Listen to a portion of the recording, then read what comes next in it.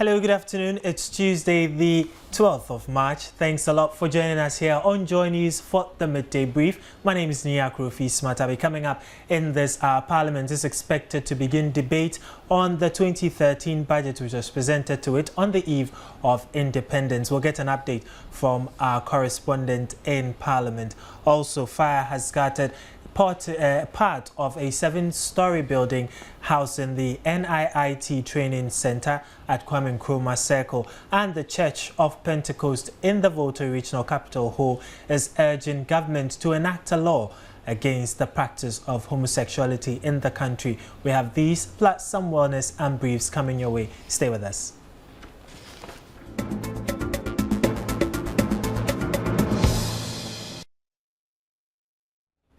Now to our first story. Parliament will from today start debating the 2013 budget and fiscal policy presented by Finance Minister Seth Terkper to the House on March 5. Although the minority in Parliament has since the inception of the 6th Parliament boycotted most of the events involving the presidency that have been held in the House, they sat through the presentation of the 2013 budget and hinted their preparedness to debate the budget. Let's get on the line now and speak to our correspondent Elton John Brobe, who is in Parliament, for an update. Hello, good afternoon to you, Elton.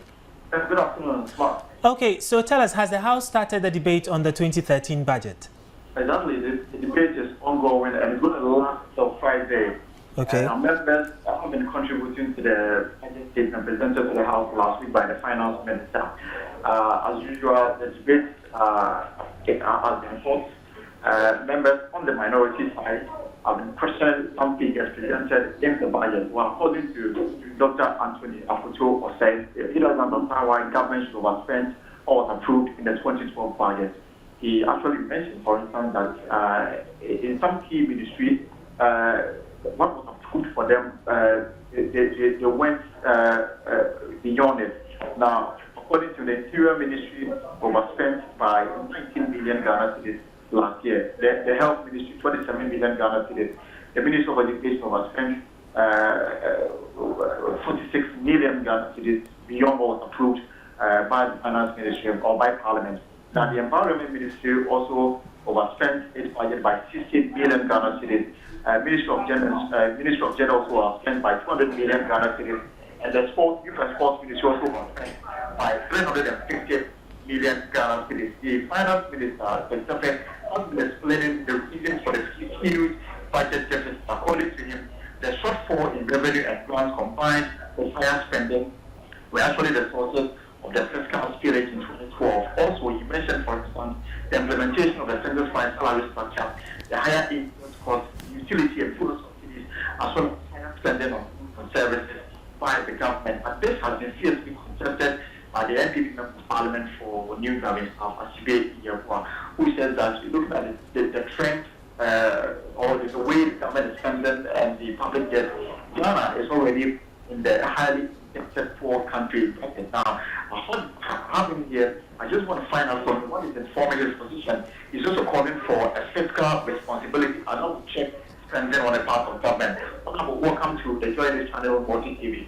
Yeah, thank you. First of all, let me find out from you, what is informing your position that the country is already in a heavy budget? Okay. In actuality, what I'm saying is that Ghana is headed back to heavy. Now our debt stands at 49.4% of GDP, and the stock of debt had increased from $8 billion at the end of 2008 to $18.5 billion at the end of 2012. At that rate, at this rate, it's only a matter of time that will be declared fully public. So the symptoms are showing, and it's just a matter of time that we'll be back to public again. Government is targeted a 9% budget deficit. They will also put in place measures to ensure that the current administration do not go beyond what is already approved in the 2013 budget. Now, you don't have confidence in the measures the Finance Ministry is putting in place to address this particular issue. So the truth of the matter is that at the end of 2000, the deficit was 9%. That was when we were heavy. Like coming down from 12.5 back to 9%. Then we are just wallowing in debt, huge deficit. So these are not bold enough. We want to see spending cuts. That's why I mentioned things like mass growth. the duplication of ministries and all those frivolous expenditures. So if you don't cut people and come down to 5%, matter of fact, the West African Monetary Zone requires us to be around 4%, less than 4% of the deficit. Otherwise, you are going nowhere. The government wants to achieve this 9% target of budget deficit. The government has to cut expenditure by $3 billion. From where you stay, which areas do you think the cut should happen? Yeah, that's what I'm saying, that you streamline the ministries and then you ensure that they spend according to budgeted amounts. Now, there are duplication of all those 6 ministers of state at the presidency. What are they doing there? You have a minister of state for scholarships. Do you know the expenditure on that one minister? You are going to give 10 million to build offices for MPs in their constituencies. Once they don't have offices here, it's needless. You cut all of those. Those monies go to Eco Brigade. For what? You cut JIDA. There's a lot of overspending, 300 million by the Ministry of Youth alone. So there are ways to cut. Trim the government size. You can cut spending. It's just like a household. If you want to cut spending, there are avenues for cutting spending, except that the government doesn't want to go. That if you are going to build 10 new teacher training colleges, do we need those? That's senseless. We don't need 10 new teacher training colleges. So there are areas to cut if they really want to cut expenditure. Thank you very much, Honorable. So, Smart, that was the Member of Parliament for New Garden South, Asibe Yabua. Dr. Asibe Yabua is already talking about ways that government should, or measures that government should implement to ensure that targets set for itself to achieve the budget deficit of 9% is achieved. Thanks to you, Elting, for that update from Parliament. Thank you so much. Okay, so you heard it, the debate has started in Parliament, and of course the minority is participating in the debate. But away from that, a group of young men claiming to be supporters of the National Democratic Congress at Wa in the Upper West region have gone on rampage and in the town destroying and burning billboards with the portrait of President John Mahama, ostensibly to express their disagreement with the nomination of Abu Kasangbata as Deputy Minister Designate for the region. The group, numbering about 12, said it hopes its action will compel the President to rescind his decision. Rafiq Salam reports from Wa.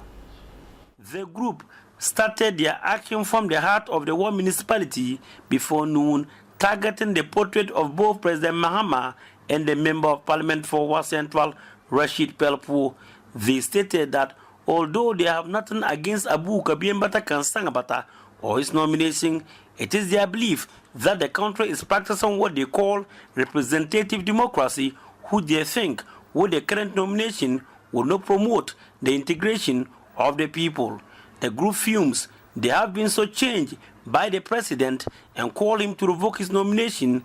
Otherwise, the destruction that has taken place today will just be the beginning. One of them spoke on condition of anonymity. If the president wants us to have peace, he should revoke the appointment and bring a new person. But if he wants further destruction, he should maintain him. We will burn his office and car.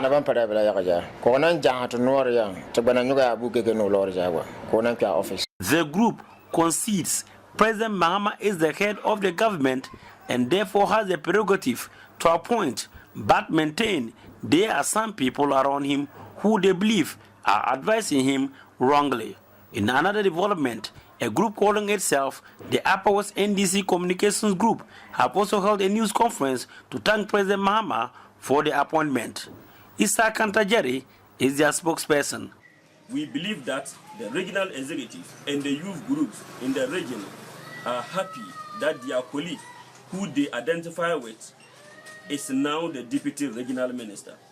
Reporting for Joy News, Rafiq Salam. Wow.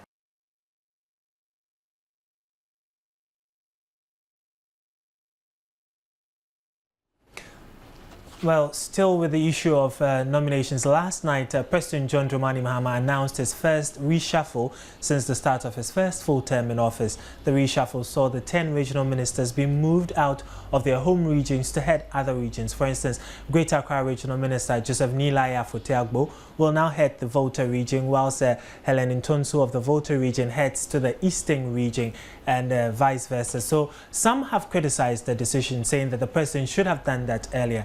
we are expecting to get to speak to Information Minister Mahama Ayariga for some clarity on this particular development. So as and when we do establish contact with him, we'll be speaking to him. But still with the NDC, the suspended Deputy General Secretary of that party, Kofi Adams, has been reinstated. This follows a meeting by the party's National Executive Committee in Accra on Monday.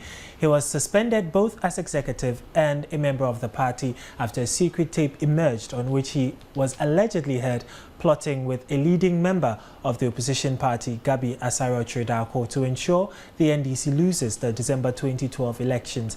Kofi Adams, who was instated, said he is innocent of the charges preferred against him and says he bears no grudge against anyone in the party and will continue to work towards the achievement of even higher goals for the party and government. Meanwhile, the NDC is holding a press conference this morning at its party headquarters in Accra. So let's get some update on that from our reporter Gifty Ando Apia. Hello, good afternoon to you, Gifty. Hello, good afternoon.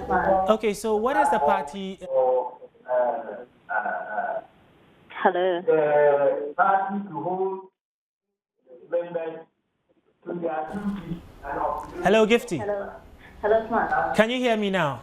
Yes, I can hear you. Okay, so can you bring us up to date? What is the press conference about? Okay, the press conference that's chaired by the General Secretary, Mr. Johnson, is to discuss 4 major issues. Now, these 4 major issues are the party's electoral calendar for this year. What came out for that was that to be holding about 27,000 elections across the country this year. And the party has till December 7th and 8th to elect new national executives. And this would include the 27,000 elections would branches, those in the branches, the constituencies, the regions, and then the national election. The second major issue they raised was that they're going to embark on a new biometric registration for its members. Okay. And this they're saying is to help better identify their members because the traditional ID cards are losing its security features. Okay. The third major issue, which Smart, I'm sure you've been waiting to hear, is the reinstatement of Mr. Kofi Adams Okay. to his position. Mr. Stadium gave a detailed review of the committee that was set up to investigate the case, talking about how it sought professional advice. That is, the tape was taken to the police forensic, and then it was to authenticate the voices on the tape. Whether those voices were that of Mr. Kofi Adams and Mr. Gabi Asaro-Tredako, the NPP, as alleged.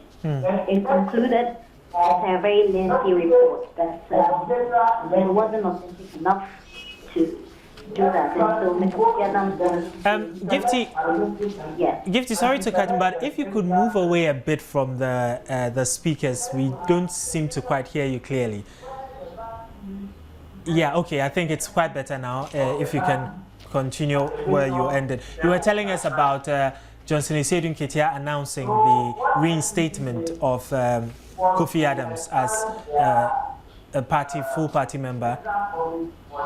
And his national executive position. Exactly. Yeah. I think that he took the media to a lengthy report that was submitted by the committee.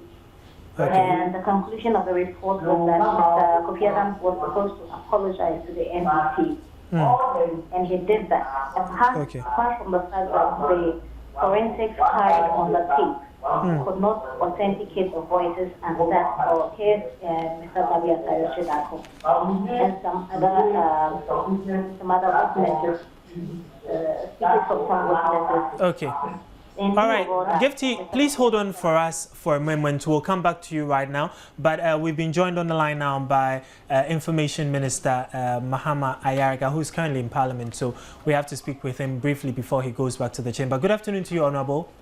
Good afternoon. Okay, so about the ministerial reshuffle that was announced yesterday, quite a number of people are asking why now? Why a reshuffle less than a month when they were sworn into office?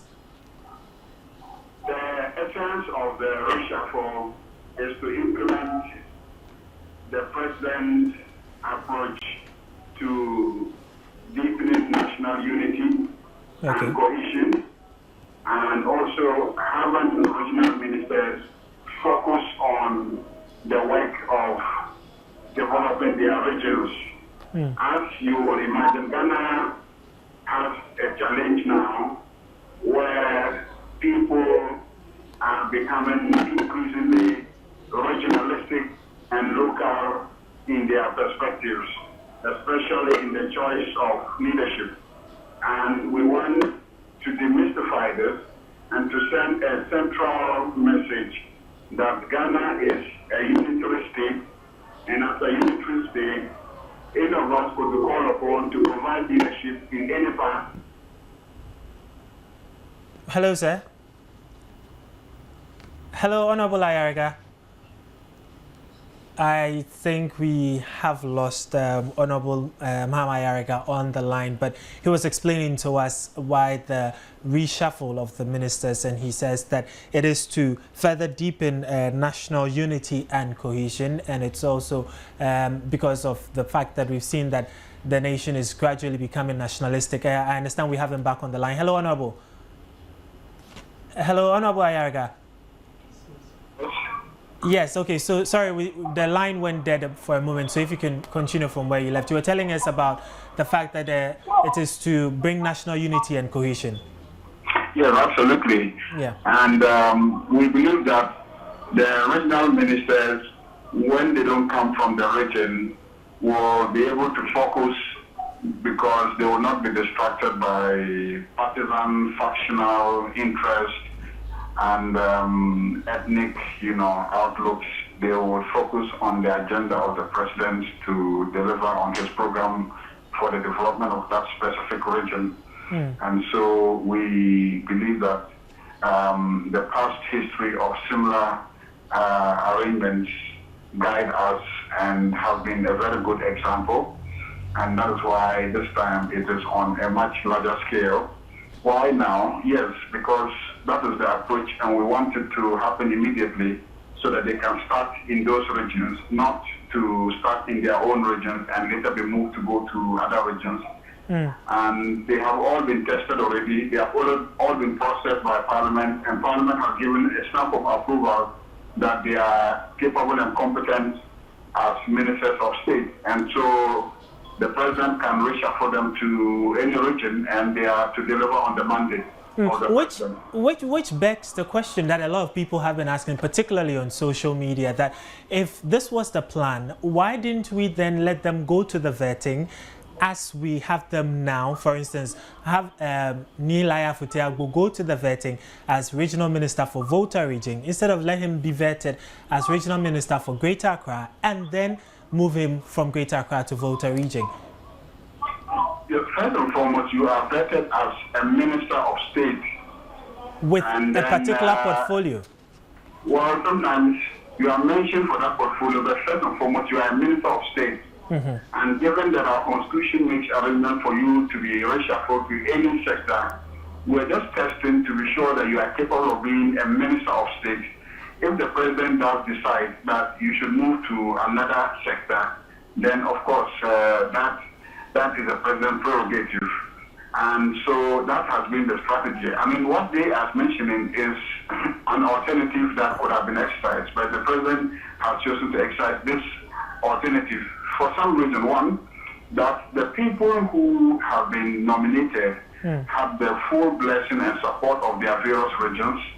And so they come with a certain clout. They are not just people who have been asked to go to another region and run those regions, but they are coming to the new regions with the clout that they themselves are acceptable to their own regions where they come from. And they are coming to this new region where they are coming to exercise their administrative responsibilities as the president's agent. So people can have alternative approaches to doing it. But the most important thing is that we are having a situation where ministers are going to man regions that they don't hail from, and then they can then give up their best and implement the president's vision. Don't forget that whatever a minister does there is not his personal vision. It is a vision of the president that he is implementing. And so it is not a personal thing.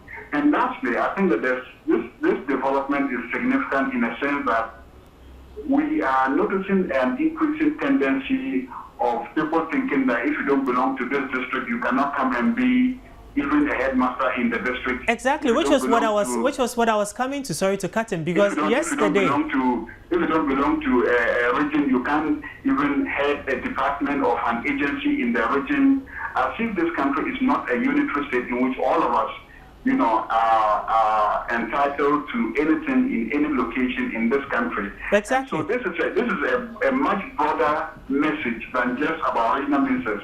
It's a message that right from our schools, who heads a school, who heads a department, who heads an agency, who heads a regional agency, who heads a corporation, it doesn't have to be a person hailing from that region. It just has to be a Ghanaian who is competent and capable, and you are entitled to occupy any position anywhere in this country. Okay. The only institution where you are required to hail from the place or be resident there for a given period is the position of a member of parliament. Exactly. Any other position should be open to any citizen, and therefore we must take out ethnocentrism. We must take out all these parochial tendencies that are beginning to divide our country and entrench regionalism, and then deepen the unity of this country. And this is a signal that the president sent during his anniversary speech when he asked Ghanaians to brace themselves for progressive change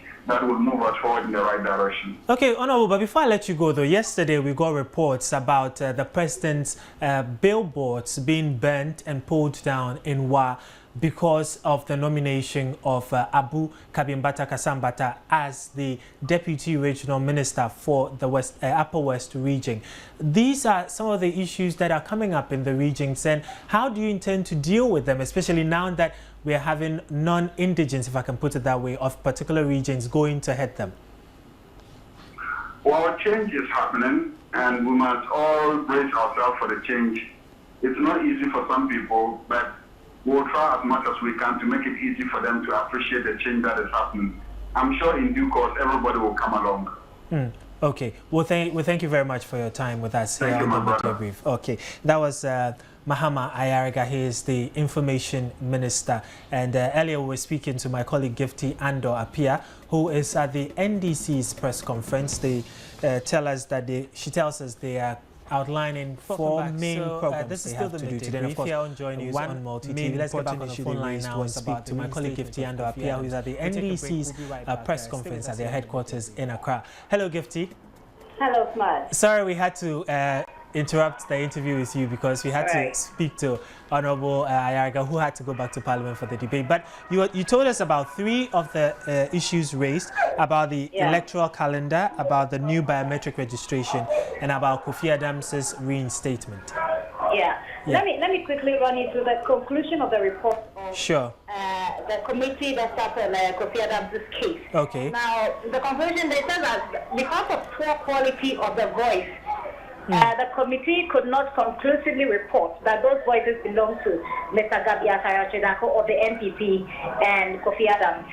Okay. It also says that the suit that was issued in court against the NPP by Mr. Kofi Adams violates Article 41 Clause 3 A and B of the Constitution. Based on that, the committee asked Mr. Kofi Adams to unconditionally withdraw, to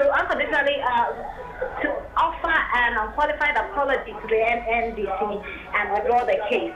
And so it concludes that since it got to know from Mr. Kofi Adams that he unconditionally withdrew the suit in court, it provides a basis for mitigation of the sanctions that were instigated against him earlier. And so Mr. Kofi Adams brought in a response to the committee. He raised some few issues with some of the things that they said, including, the committee believes that he withdrew the case earlier because he wanted to benefit from the Buem by-election. And so that Mr. Kofi Adams, in his response, noted that he withdrew the case on the 7th December, as against the 10th January date that the committee gave. Okay. And so he didn't do that to benefit from the Buem elections. But granted that all these things have already been discussed, he still offered the unqualified apology that was required of him. Based on all this, he has been reinstated to his position as the Deputy General Secretary of the National Democratic Congress. Okay. The fourth issue that they mentioned was to process Mr. Alaji Bello of the Boeing constituency to the neck, so that his case will also be looked at, because he is known to have severally taken the party to court on some issues. Yes. Okay, so but these are the four major issues they talk about. But one thing I'm curious about, though, did they say why it had to take what is it, a year or a little over a year for the committee looking into Kofi Adams' case to finally come to a conclusion? Yes, Matt, as I was saying, it was quite a lengthy report that Mr. Johnson Atedin Ketia gave, and it appeared that there was a time they asked him actually to withdraw the case in court, but they said that they didn't hear from him after a while, and so the committee suspended its sitting indefinitely, and that was one of the reasons why the case took a while. And this is the main reason why they believe that Mr. Adams withdrew the case later when the by-elections were upcoming. But that allegation, Mr. Adams has refuted, saying that he didn't do that because of the by-elections, because he had done that way earlier before Mr. Kamel died. Okay. All right. We'll leave it there for now, Gifty. Thanks a lot for the update.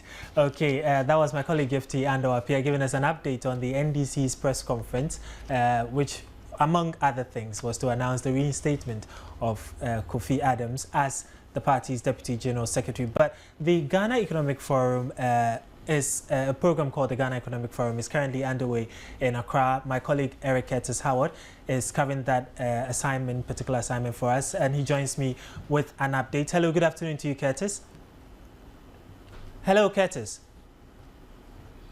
Okay, it looks like Curtis, the line to Curtis has tripped, so let's do another story. We'll get back to Curtis. But the Kwame Nkrumah Circle branch of the Computer Training Institute, NIIT, was this morning engulfed by fire. Joy News was at the scene, and we saw some firemen battling to quench the fire. Of the Abnatia building, which houses several other businesses, has been completely destroyed, with firefighters struggling to stop the inferno from spreading from the academic city section to other parts of the building. The ground floor of the 7-story building, said to belong to the mother of Ghanaian football international Sami Osei Kufuor, also houses Access Bank. The Sikkim Manipal University shares the 3rd and 4th floors with the NIIT, and the two institutions have been the most affected. Speaking to Joy News, a security man related how the fire started. The 3rd floor mine, he come and call me, said there's a fire for the 3rd floor. So I went there. Are you getting right? So I went there. When I see the fire, I tell him to call the white man or the fire. You call the fire service, there's nobody to come. Are you getting right? So later on, you call the white man. The white man came, Mr. Vivek, come before you call the fire service. You wait. There's no way. When you put the fire, fire is kusha. Are you getting right? You kick somebody. You fall down. I say, what man? Why make her do? You said, come and do now. So when you hold him, he said, hey, that's shocking. Accra Regional Police PRO DSP Freeman Tete promised investigations into the fire incident would start immediately. There's a few security men around, so they can best tell us what they saw initially. But they will be conducting investigation into it. The fire service will also be conducting their own investigation. Then at the end of the day, we are going to synchronize it, and that is what will inform us as to the course and the action to take. Billy Anaglate, Deputy PRO of the Ghana National Fire Service, said the fire could have been better managed. What I'm saying that if they were to put in adequate measure, I have not said that they have not put in measures. I'm saying that if they were to put in adequate measure in terms of early detection and warning system, they would have detected the fire earlier than they did. Because according to the security man, when they got there, there was electrical fault. They switch on the light, it goes on and comes off. That was the issue. So if a fire, they have early detection and warning system. With the slightest spark, it will deter the smoke and then warn them even long before they call the fire service. That's what I'm saying. The wife of Samuel Osei-Kuffour has been to the building to assess the extent of damage caused by the fire. The fire has since been controlled. Gifty Ando appears report for Joy News. Well, let's do something a bit more relaxed away from that rather tragic story. Now, you spend approximately about 30 to 35% of your life sleeping. In case you didn't know that, now you do know. And supposing you sleep, that's supposing you sleep the recommended 8 hours every day. Sleep gives the body the opportunity to recharge, rejuvenate, and grow. We'll tell you a bit more about that in a bit. But first, let's get some update from the Ghana Economic Forum. My colleague Eric Curtis Howard is on the line now. Good afternoon to you, Curtis. Good afternoon, sir. Okay, so bring us up to date. What's been happening at the Economic Forum? Yes, it's the Ghana Economic Forum. This is the 23rd edition, and the theme for this year was the role of leadership in driving national economic prosperity. And that was what the theme was about. That's what participants delegate at the forum. Delegates are pulled from every corner of the business community in Ghana to participate. From not only in Ghana, some companies from Nigeria are also present to talk about leadership in Africa. They identify certain types of leadership as private sector leadership and political leadership. They came to a conclusion for the private sector, leadership in the private sector had improved tremendously because more companies were being set up. Companies are putting in place initiatives and capacities to grow their businesses. But they identify the problem to do with the political leadership, and they called for the fact that a country like Ghana, there was a need for a leadership from political leadership where we could have direction as to where is this country going to and where do we want to achieve. They gave an example as the power crisis currently in the country now, and one recommendation that came up was that there was a need for the president or whoever is in charge, to come up and say, look, we're having this situation with power for the past 3 years. They're not going to have reliable power supply, so that this is how we intend to resolve the situation. But they said nothing is not being said. Today, this was being said. The next day, this was being said. So people are not really getting the truth of the matter. So they called for honesty. They called for discipline. They called for the fact that corruption in government should also be curtailed. So these are some of the issues that they raised at the leadership forum. All right. Thank you very much, Curtis. We'll get more update from you later in our subsequent bulletins. Okay, now back to our story about sleep. Now, getting a good sleep means waking up happier. No matter how much stress or health or how many health factors you face, if you get a good night's sleep, you can handle stress more easily. Now, Johnny's discovered that sleep is something the women in Japong in the Volta region take very, very seriously. Sleeping on the right pillow is a good start to having a great night's sleep. The women of Japan in the Volta region seem to understand this concept very well and as such have taken on the act of pillow making to earn a living. They purchase the cotton from local fabric manufacturers and turn it into a relaxing rest for weary hands.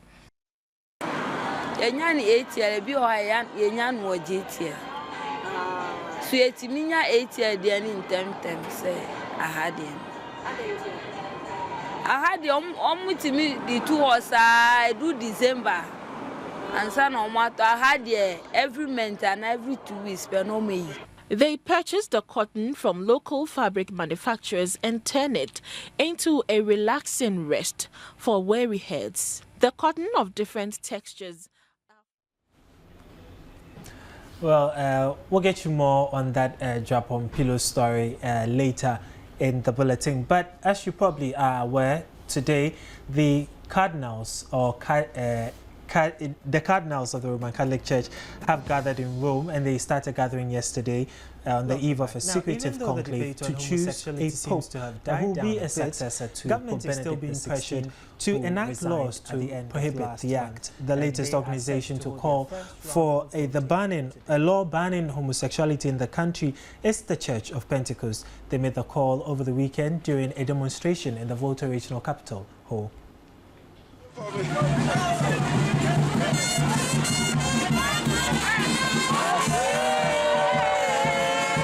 Members of the church hit the streets of Ho to make their stance against the practice of homosexuality known.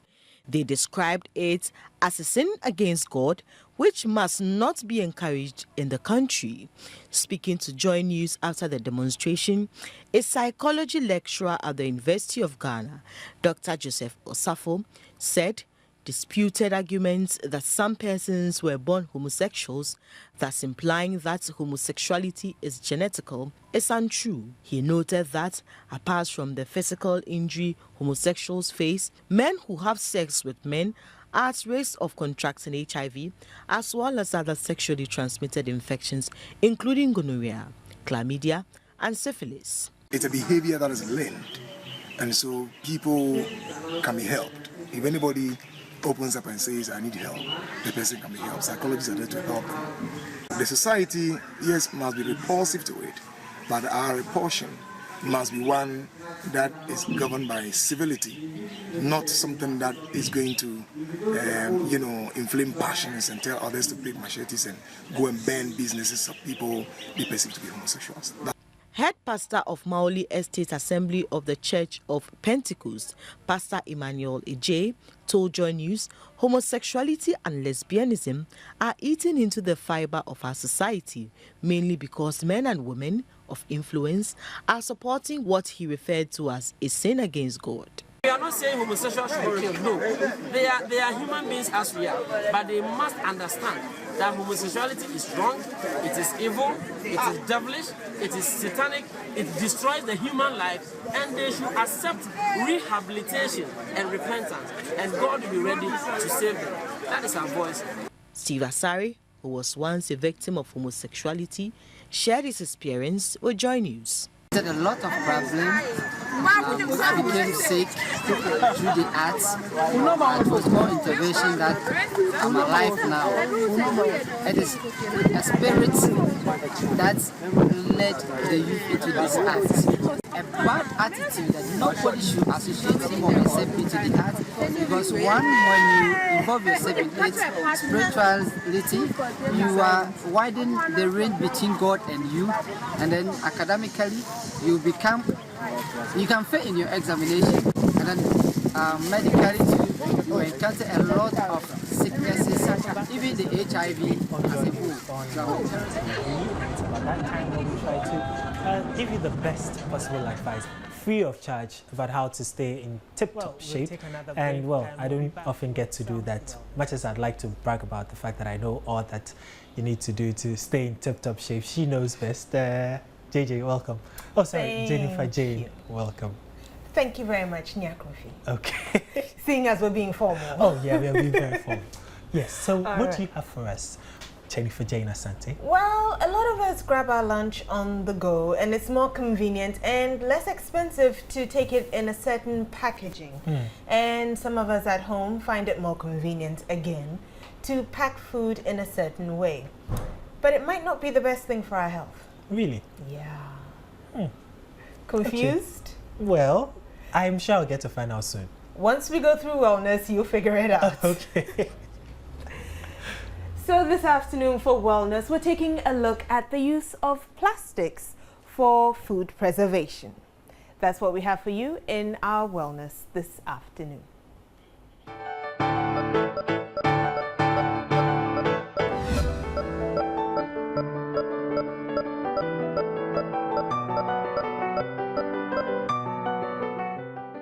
Polythene and its products have come to play a crucial role in Ghana's economy after its introduction in the late 1990s in response to the need to enhance the packaging of industrially manufactured and domestic products. But what is intended to help improve packaging has now become a major cause of a waste problem in Ghana, with its many consequences that have overwhelmed most, if not all, stakeholders.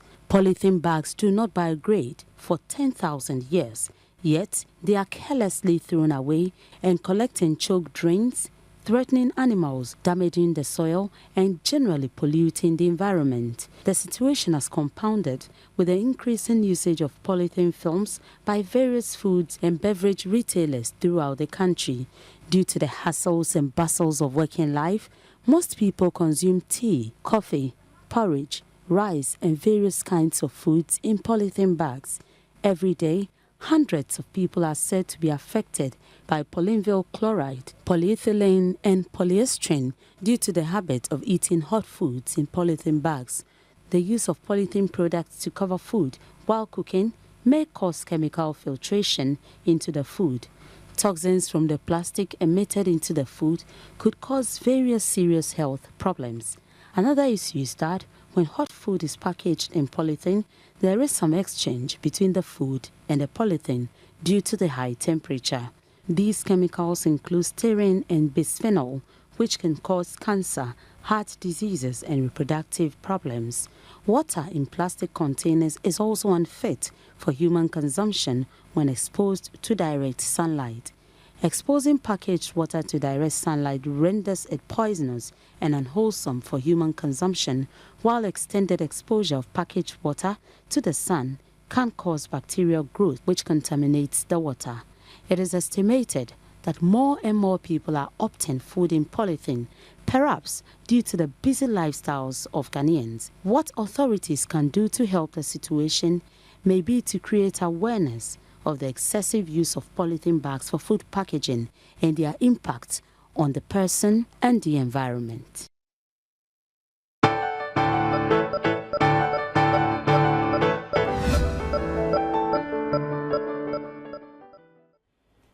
Well, you might have been practicing it, but it's never too late to change your mind. And that's something you'll find out about in our international briefs as well. South Sudan and Sudan have agreed to resume pumping oil after a bitter dispute over fees, which saw production shut down more than a year ago. And in Rome, Roman Catholic cardinals have gathered ahead of a secretive conclave to choose a new pope with no clear frontrunner in sight. The South, which seceded from the rest of Sudan in 2011, will begin oil production again by March 24 under the deal negotiated in Ethiopia. Both states rely heavily on oil, which is pumped from the South through Sudan's pipelines for export. They also agreed to withdraw troops from their border area. A demilitarized buffer zone is to be set up with the intention of improving security. Trade deals and a committee to agree on the disputed border were also discussed in the Ethiopian capital, Addis Ababa. South Sudan's economy has been in collapse since it shut down oil production, with vital development work put on hold, and Sudan has been suffering too. Roman Catholic cardinals have gathered in Rome ahead of a secretive conclave to choose a new pope with no clear frontrunner in sight.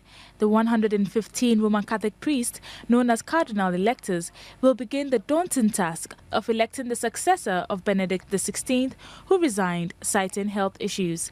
Their deliberations will take place in what is probably the most famous of the Vatican's buildings, the Sistine Chapel.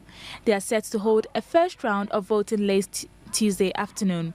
The cardinals will be completely cut off, banned from any communication with the outside world, and bound by a strict oath of secrecy on pain of excommunication until they have chosen one in their midst to be pope. The priests held their final closed-door debate on Monday over whether the church needs more of a manager to clean up the Vatican's bureaucratic mess or a pastor to inspire the faithful in times of crisis.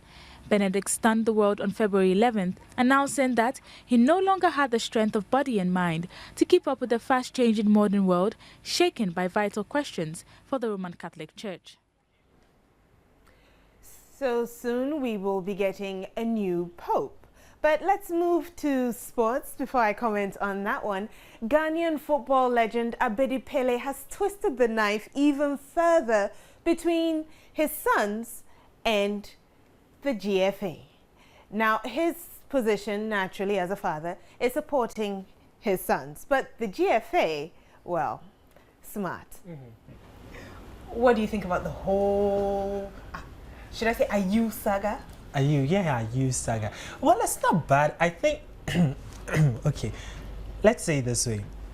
I'm part of the national team. Okay, I probably am one of your A-listers when it comes to playing the matches, and I was expecting a call-up. The call-up probably comes, or it doesn't come, or it comes very late or something. I come with an injury, and then you decide to rule me out based on X, Y, Z, which reasons which I find flimsy.